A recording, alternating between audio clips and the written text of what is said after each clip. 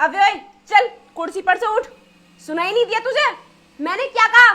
चल उठ, उठ कुर्सी पर से। What? How dare you talk to me like this? ज्यादा मेरे सामने इंग्लिश मत झाड़। जितना मैंने तुझसे कहा है उतना कर। कुर्सी पर से खड़ा हो जा चुपचाप। अनुष्का, पागल हो गई हो तुम? जो सर से इस तरीके से बात कर रही हो, तुम तो अच्छे तरीके से जानती हो ना सर इस कंपनी के मालिक हैं, उसके बाद भी इनसे इतनी बदतमीजी से बात कर रही हो तुम। अगर मालिक है तो मैं क्या करूं? क्या कर लेगा ये मेरा? शायद तुम जानती नहीं हो कि तुम्हारी इस बेहुदा हरकत के लिए मैं तुम्हें नौकरी से भी निकाल सकता हूँ। तेरी इतनी हिम्मत नहीं है कि तू मुझे नौकरी से निकाल दे। अगर है तेरे अंदर इतनी हिम्मत तो मुझे नौकरी से निकाल कर दिखा। सर, ये आपसे इतनी देर से बदतमीजी से बात कर रही है और आप इससे कुछ कहते क्यों नहीं हो? अरे ये क्या कहेगा? ये कुछ नहीं बोलेगा मुझसे। इसको पता है ना कि मेरे बिना ये कंपनी चल ही नहीं सकती। अरे तुम होती कौन हो ये सब बोलने वाली? और हाँ, क्या कह रही हो तुम कि अगर मैंने तुमको नौकरी से निकाल दिया तो तुम्हारे जाने के बाद मेरी ये कंपनी चलेगी नहीं? अरे ऐसा क्या करती हो तुम एक मामूली सी सिक्योरिटी गार्ड हो और सिक्योरिटी गार्ड का काम होता है कंपनी के गेट पर रहकर चौकीदारी करना, और इससे कंपनी के चलने और ना चलने से कोई फर्क नहीं पड़ता। और अगर तू यहाँ से चली भी जाएगी ना तब भी मेरी कंपनी को कोई फर्क नहीं पड़ेगा। और जिस तरह आज तुम मुझसे बात कर रही है ना, उसको देख करके मुझे बहुत गुस्सा आ रहा है। गुस्सा आ रहा है तो क्या कर लेगा तू मेरा? बोलना, क्या करेगा? मैं तुझे नौकरी से निकाल दूंगा और इसकी तुझे सजा भी दिलवाऊंगा, क्योंकि तूने मेरे साथ बहुत बदतमीजी से बात की है। लेकिन हाँ, तू मेरी कंपनी में इतने सालों से काम कर रही है, इसलिए मैं पुलिस को यहाँ पर बुलाना नहीं चाहता। मैं अभी कभी तुझे अपनी कंपनी से फायर करता हूँ, और आज के बाद ना मुझे अपनी शकल मत दिखा देना। मेरी कंपनी में आने की कोई जरूरत नहीं है तुझे, और मैं भी देखता हूँ कि तेरे चले जाने के बाद मेरी कंपनी को क्या फर्क पड़ता है। जा यहाँ से। हाँ हाँ, जा रही हूँ मैं भी देखती हूँ मेरे जाने के बाद तेरी ये कंपनी कैसे चलती है।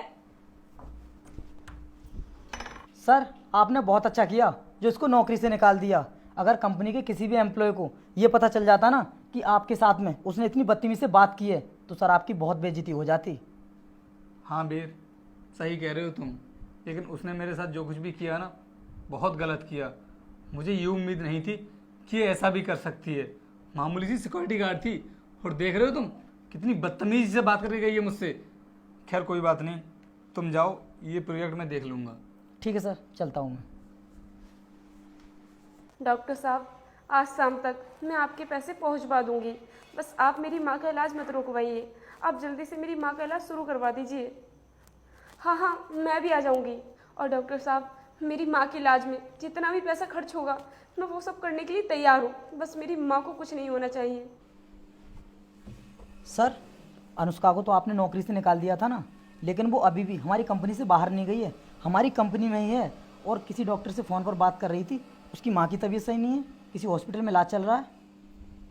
इसका मतलब वीर, मेरा अंदाज़ा बिल्कुल सही निकला।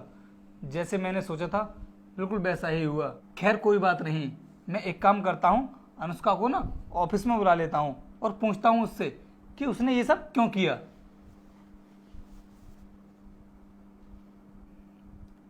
हेलो अनुष्का, तुम जल्दी से मेरे ऑफिस में आओ, मुझे तुमसे कुछ अर्जेंट बात करनी है।